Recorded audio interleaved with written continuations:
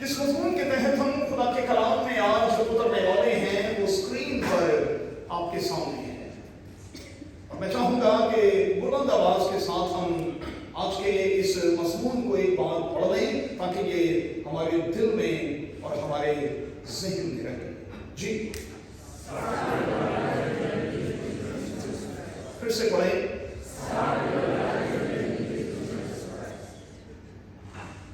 एक सवाल के साथ खुदा के कलाम के इस हिस्से में मैं आपको साथ लिए हुए उतरना चाहता हूँ।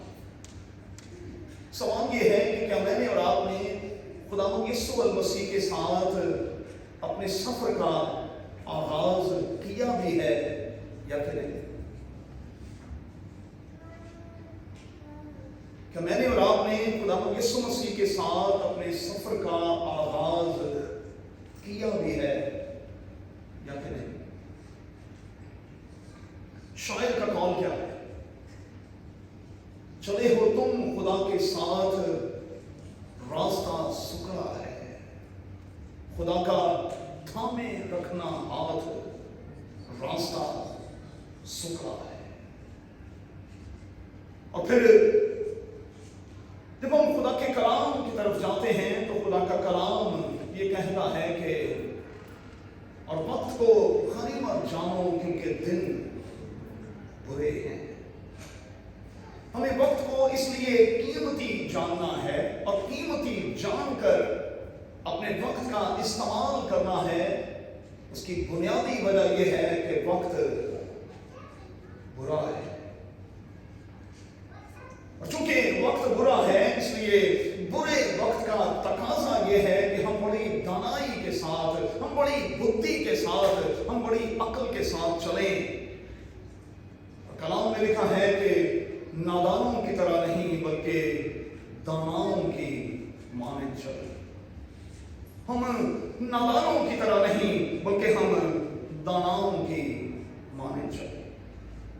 और मैं कहूंगा कि इस ख्याल को अपने ज़हन में लेते हुए हमें अपनी जिंदगी के हर साल को, अपनी जिंदगी के हर मंथ को देखना होगा।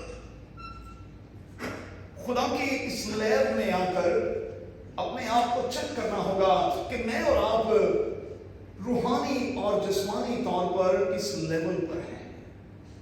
मेरा और आपका लेवल क्या है, और क्या समझते हैं कि इस साल के इख्तिताम पर मेरा और आपका लेवल क्या होगा। रूहानी और जिस्मानी तौर पर मैं और आप किस लेवल पर हैं, और इस साल का इख्तिताम जब होगा तो मैं और आप किस लेवल पर होंगे, हमें ये चेक करना होगा। अब चूंकि बात यूथ की हो रही है, आज के हवाले की रोशनी में ये तलकीन नौजवान को की जा रही है, तो मैं समझता हूं कि नौजवानों के हवाले से जब बात की जा रही है तो असल में वालिदैन को ये तंबीह की जा रही है कि वो चूंकि दिन बुरे हैं इसलिए अपने बच्चों पर बराबर बराबर नजर रखें, अपने बच्चों को क्वालिटी टाइम दें, अपने बच्चों को गोद की गर्मी दें, और अपने बच्चों को ये एहसास दिलाएं कि आप उनके लिए हैं और वो आपके लिए हैं। अपने बच्चों को ये एहसास दिलाएं कि आप उनसे प्यार करते हैं और आप ये हक रखते हैं कि वो भी आपको प्यार करें। इस सिलसिले में बाइबल मुकद्दस में वालिदैन को 20 मुकामात पर तंबीह की गई, लेकिन मैं अस्तिस्ना की किताब के 6 बाब को आपकी खिदमत में रखना चाहता हूं। एक बात याद रखिएगा कि किसी भी यहूदी जोड़े के लिए यह बड़ा लाजिम होता था कि जब कादिर खुदा उसे अपनी मेरास में से बेटा या बेटी दे तो वो सबसे पहले खुदा के खादिम को अपने घर में बुलाए, और फिर खुदा का वो खादिम पैदा होने वाले किसी भी यहूदी बच्चे यानी बेटे और बेटी के कान के पास जा कर उसके कान में मसीही अजान दे। और मैंने आपको 20 मरतबा सिखाया कि इस्तिस्ना की किताब के 6 बाब की 4 आयत जो है वो मसीही दुनिया में मसीही अजान का दर्जा रखती है। इसी पैटर्न को हमारे मुसलमान दोस्तों ने लिया है और मुसलमान हल्के में इसी पैटर्न को अप्लाई किया जाता है। बच्चा पैदा होता है, मौलाना को बुलाया जाता है और वो सबसे पहले उसके कान में अजान देता। ये पैटर्न हमसे लिया गया है। मसीही अजान क्या थी?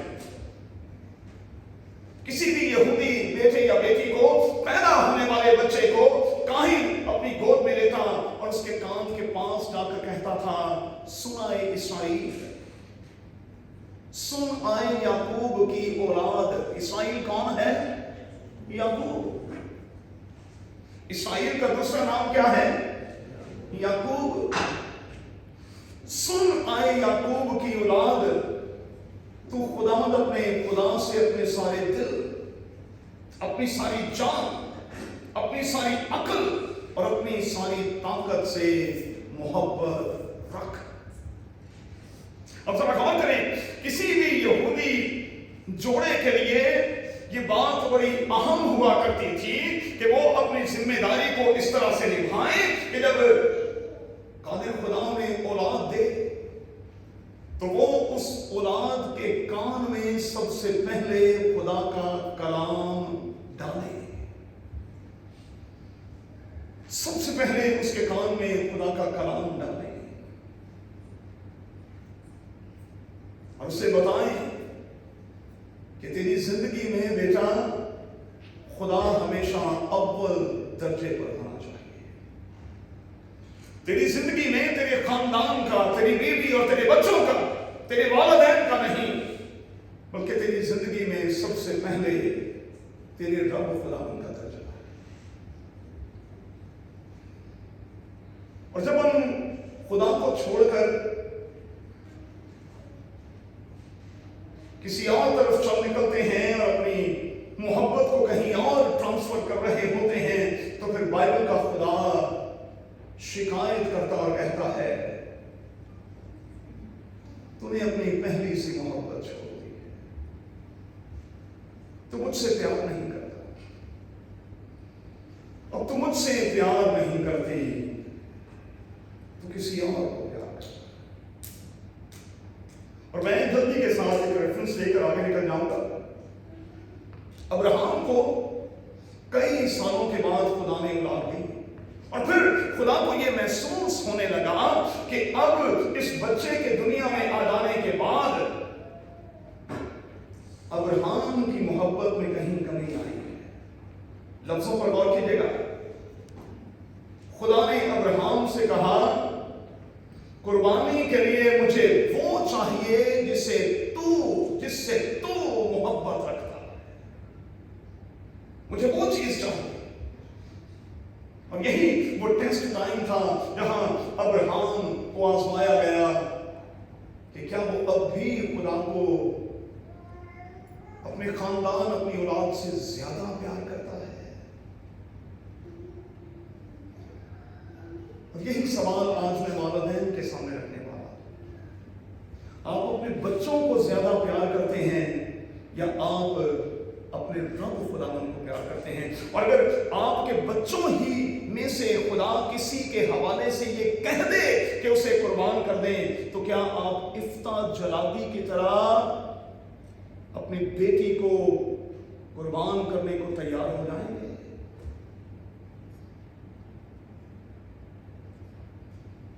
बाइबल मुकद्दस में 2 रेफरेंस हैं। एक अब्राहम जिसने दरेर नहीं किया और एक इफ्ता जलादी कसाब की किताब में जिसने अपनी बेटी कुर्बानी के लिए दे दी। क्या मैं और आप अपने बच्चे देंगे? जब मैं वालिदैन से कहता हूं कि आप अपने बच्चों को इंजीनियर बनाना चाहते हैं, डॉक्टर बनाना चाहते हैं, आईटी फील्ड में लाना चाहते हैं, दीगर शोबों में लाना चाहते हैं, अच्छी बात है। जब मैं उनसे ये कहता हूं कि आप अपने बच्चों को काहिन क्यों नहीं बनाना चाहते, तो फिर वालिदैन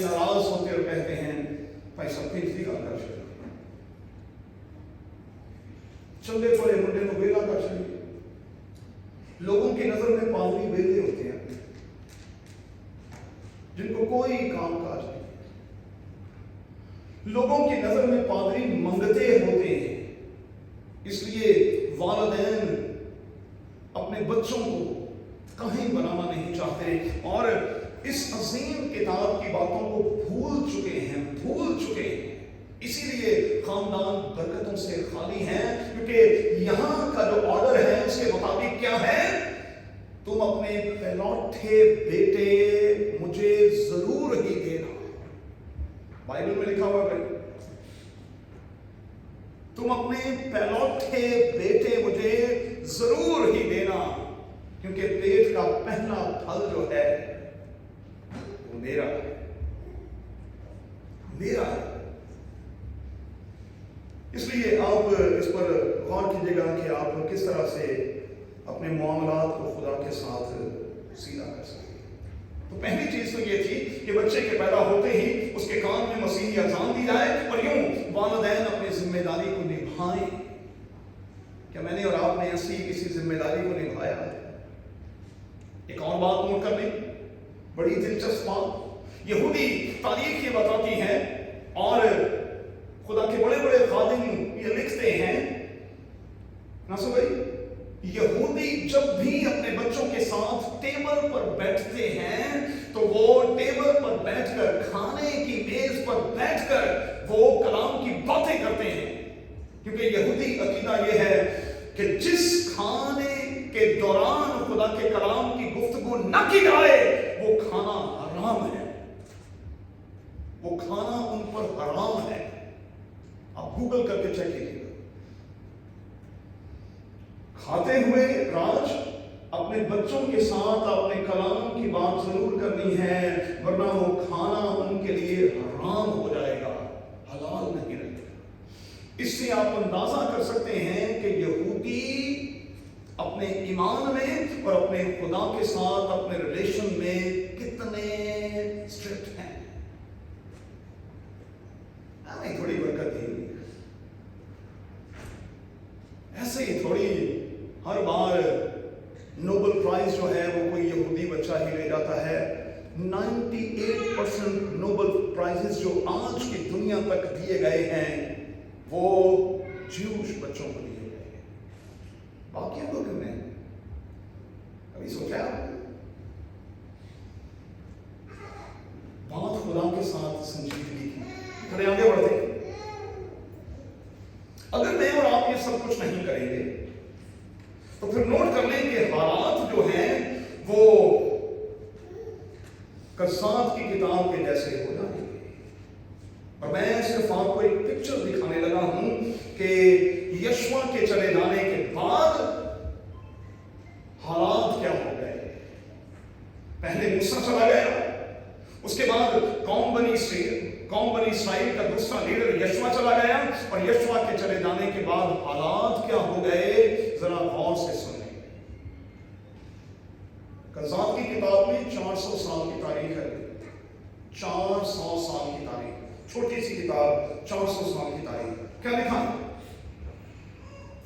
और वो सारी पुश्त भी अपने बाप दादा से जा मिली, और उनके बाद एक और पुश्त पैदा हुई जो ना खुदावंद को ना उसके काम को जो इस्राएल के लिए किए गए थे जानती थी। यशवा के चले जाने के बाद यशवा के हम एज जितने भी लोग थे वो तमाम के तमाम चले गए, क्योंकि बातें बच्चों में ट्रांसफर नहीं की गई। इसलिए लिखा है इस्राएल के बच्चे जो हैं वो देखा देखी दूसरे देवी और देवताओं की प्रस्तिश करने लगे। अगर मैंने और आपने संजीदगी इख्तियार ना की तो हमारे बच्चे राहे हक से भटक जाएंगे। और मैं माजरत के साथ कहूंगा, मुझे माफ कीजिएगा, फिर मेरे और आपके बच्चे प्रसाद भी खाएंगे और मेरे और आपके बच्चे लंगर भी खाएंगे, ये भूल कर कि दानियल और उसके दोस्तों ने कहा खाना ना उन्ना दे सवात ले खाए। फिर मेरे और आपके बच्चे प्रसाद भी खाएंगे और मेरे और आपके बच्चे بچے لنگر بھی کھائیں گے اور کندھے اچھال کر یہ بھی کہیں گے it's not a big deal, یہ کوئی بڑی بات تھوڑی ہے، کیا فرق پڑتا ہے پرشاد کھا لینے سے اور کیا فرق پڑتا ہے لنگر کھا لینے سے؟ بائبل کہتی ہے فرق پڑتا ہے، کیونکہ خدا کے کلام میں لکھا ہے کھانا نہ ہونا دے سوادلے کھانے۔ ہمارا ایک سٹینڈ ہونا چاہیے، کھانا پیٹ کے لیے ہے اور پیٹ کھانے کے لیے ہے، لیکن ایک بات یاد رکھیں، کرنتھیوں کے خط میں لکھا ہے کہ یہ کھانا ہمیں خدا سے نہیں ملا ہے۔ اس لیے ان تمام کی تمام چیزوں کو سیکنڈری درجے پر رکھنے کی کوشش کریں۔ فرسٹ درجہ کس کا ہے؟ میں نے ابھی سکھایا، ہمارے رب خداوند کا، رب خداوند کا پہلا۔ سو اپنے بچوں پر محنت کریں تاکہ ان کا ایک سٹینڈ ہو ان کا، جہاں وہ کھڑے ہو جائیں پھر لائن وہیں سے شروع ہو، جہاں وہ کھڑے ہو جائیں پھر وہیں سے بات شروع ہو اور لوگ مانیں کہ واقعی یہ یونیک قسم کے لوگ ہیں۔ آگے بڑھیں گے، دو حوالوں کی طرف میں آج آپ کو لے جانا چاہتا ہوں، والدین ہونے کے ناطے، اور میں چاہتا ہوں کہ آپ اس پر تصویر کے لیے دعا کیجیے گا، یقیناً خدا آپ کو برکت دے گا۔ تھوڑی سی توجہ آپ کو چاہیے۔ اسرائیل کے بارے میں پتہ نہیں آپ کس طرح سے سمجھتے ہیں، کس طرح سے دیکھتے ہیں، لیکن اسے سٹارٹ اپ نیشن کہا جاتا ہے، اسے سٹارٹ اپ نیشن کہا جاتا ہے، ایک ایسی نیشن جس نے گرو کیا ہے، دیکھتے ہی دیکھتے گرو کیا ہے، اور پھر آج وہ ہمیں ترقی کی منازل طے کرتے کرتے کرتے کرتے یہاں پر دکھائی دیتے ہیں۔ اب ذرا نوٹ کر لیں، قوم بنی اسرائیل کے ساتھ خدا کا وعدہ یہ ہے کہ جس پر تم برکت چاہو گے اس پر برکت، اور جس پر تم لعنت چاہو گے اس پر لعنت ہوگی۔ میں سمجھتا ہوں کہ روحانی طور پر یہ بات مجھ پر اور آپ پر بھی صادق آتی ہے۔ ہم بلیسڈ لوگ ہیں بھائی، اگر ہم خدا کے لوگ ہیں تو ہم بلیسڈ ہیں، اور جب ہم بلیسڈ ہیں تو جس پر ہم برکت چاہیں گے اس پر برکت ہوگی۔ کیا آپ نے کبھی رات کے پہروں میں اٹھ کر اپنے بچوں کے سروں پر ہاتھ رکھ کر ان کے لیے خداوند سے برکت کی دعا کی ہے؟ نہیں نا، ہم تو خراٹے لے رہے ہوتے۔ کیا ہم نے رات کے پہروں میں، صبح کے سویروں میں اٹھ کر کبھی اپنے بچوں کے لیے برکت کی دعا کی ہے؟ جبکہ بائبل کا قانون یہ ہے، مانگو تو تمہیں دیا جائے گا، تو اپنا منہ کھول تو میں اسے بھر دوں گا۔ کیا ہم نے کبھی اپنے بچوں کے لیے دعا کی ہے؟ اگر میں اور آپ یہودی قوم کی طرح کامیاب ہونا چاہتے ہیں تو پھر عرفان بیٹا ہمیں رات کے پہروں میں اٹھ کر اپنوں کے لیے، چھوٹوں کے لیے دعا کرنی ہوگی، کیونکہ کلام میں لکھا ہے خبردار ان چھوٹوں میں سے کسی کو حقیر نہ جاننا، خبردار ان چھوٹوں میں سے کسی کو حقیر نہ جاننا۔ میں غور کر رہا تھا اور میں بڑا خوش ہو رہا تھا، اسرائیل کے بارے میں پڑھنا ویسے ہی مجھے بڑا اچھا لگتا ہے۔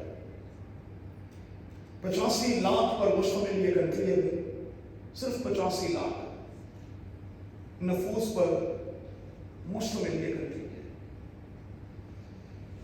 لیکن اپنی زندگی کو انہوں نے بااصول بنایا ہوا ہے، اصولوں کے تحت وہ زندگی بسر کرتے ہیں، اور وہی اصول، وہی پرنسپلز جو ہیں وہ اپنے بچوں میں ٹرانسفر کرنے کی کوشش کرتے ہیں۔ جبھی تو نوبل پرائز ان کے بچے لیتے ہیں، جبھی تو آج وہ ہمیں ترقی کی اس لیول پر ہمیں دکھائی دیتے ہیں۔ 6000 سے زیادہ وہاں سٹارٹ اپ بزنسز ہیں جو ریسنٹلی ابھی شروع ہوئے ہیں، اور میں غور کر رہا تھا اور میں اس نتیجے پر پہنچا اور مجھے بڑی برکت ملی کہ ہمارے یہودی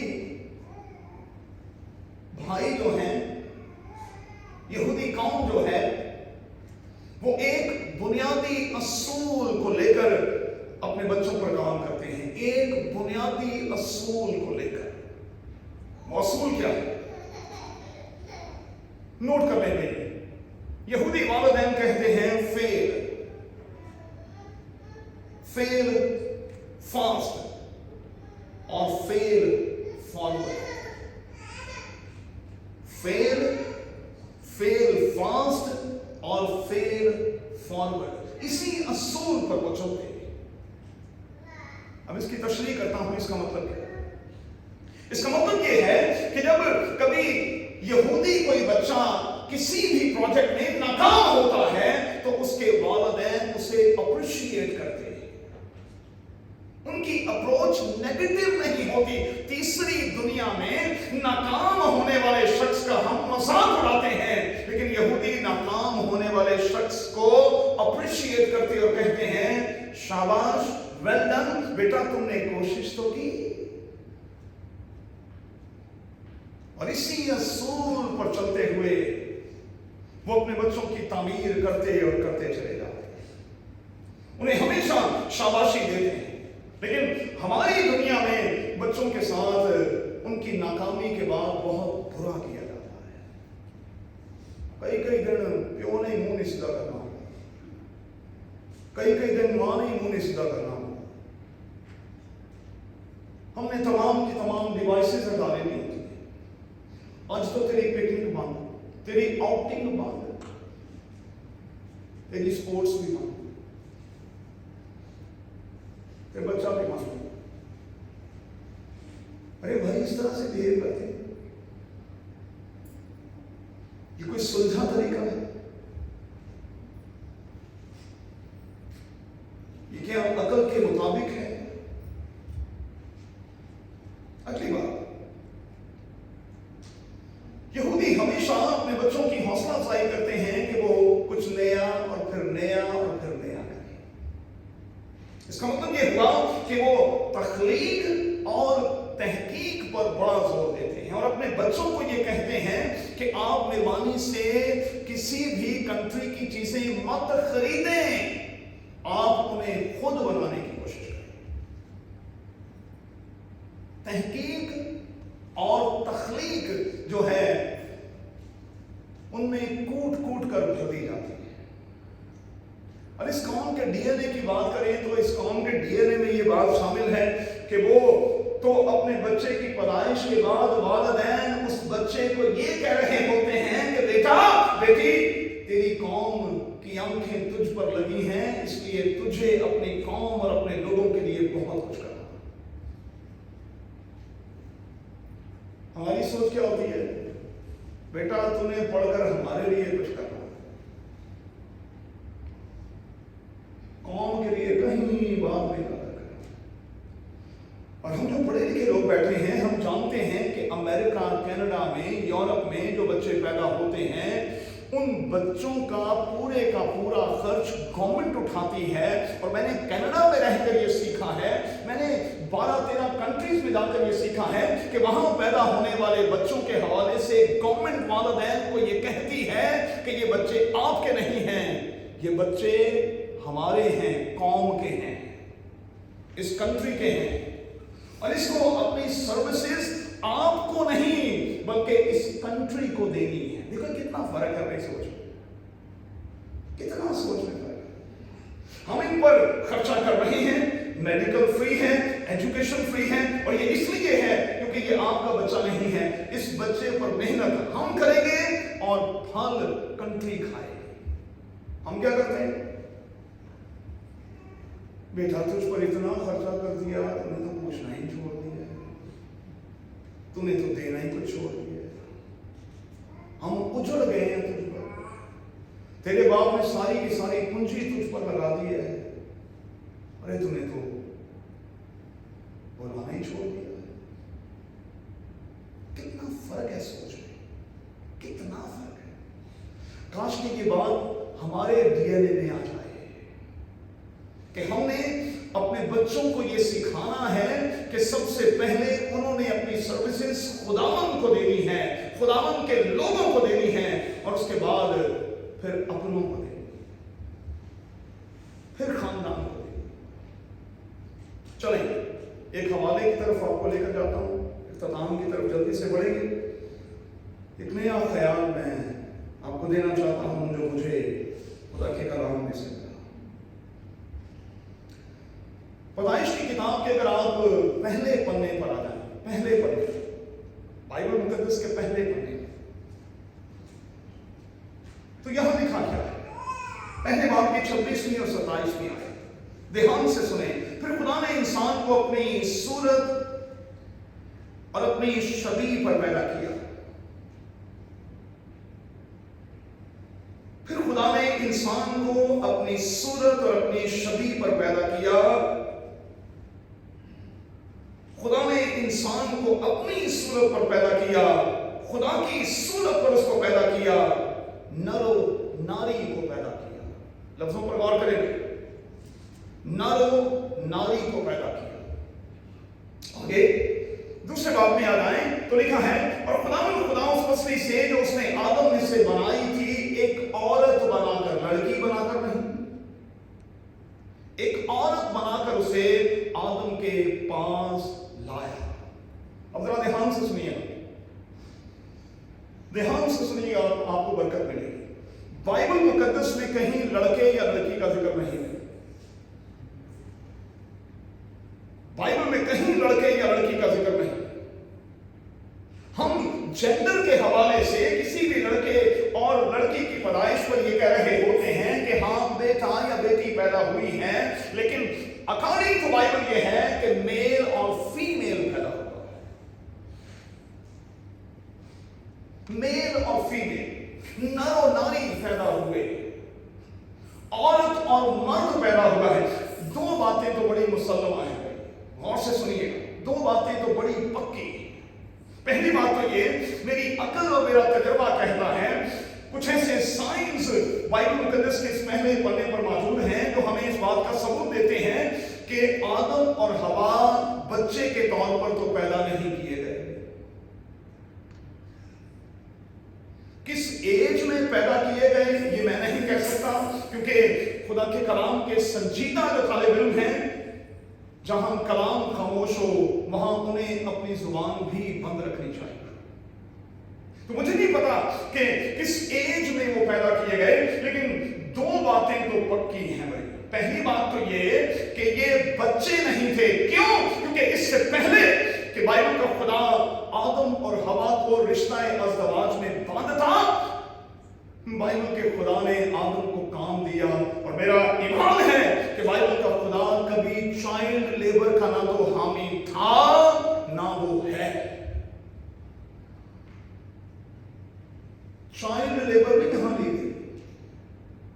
एक बालिग शख्स से काम लिया गया है, और उस बालिग शख्स को यह बताया गया है कि तुझे जिस रिश्ते में बांध रहा हूं उस रिश्ते के हवाले से तुझे संजीदा होना है, और तुझे दो काम करने हैं। तुझे अपने खानदान, अपने घराने की गोदी भी करनी है, और तुझे उसकी चौकीदारी भी करनी है। और चौकीदारी कभी भी बच्चे नहीं करते थे। बायोलॉजिकली देख रहे तो चूंकि बाइबल का खुदा रिश्ता अज़दवाज में आदम और हवा को बांधने के बाद ये कह रहा है कि बढ़ो, फूलो और फलो, जमीन को मामूर और महकूम कर दो, तो इसका सीधा सा मतलब ये है कि ये दोनों सने बलूगत को पहुंच चुके थे। दो बातें तो पक्की हैं। मेरी बात समझ गए मैं क्या कह रहा हूं? दोनों बच्चा पैदा करने की पोजीशन में थे, उम्र में थे भाई, बच्चे नहीं थे दोनों। और खुदा ने चाइल्ड लेबर नहीं आदम से ली। आदम बड़ा बंदा था भाई, जिससे खुदा ने अदन में काम लिया। तो लड़के और लड़की का यहां कोई तस्वीर नहीं है। अब जो वालिदैन यहां बैठे हैं, अब मैं एक और बात आपको सिखाने लगा हूं। मेहरबानी से अपने लड़कों के लिए लड़कियां ढूंढना छोड़ दें।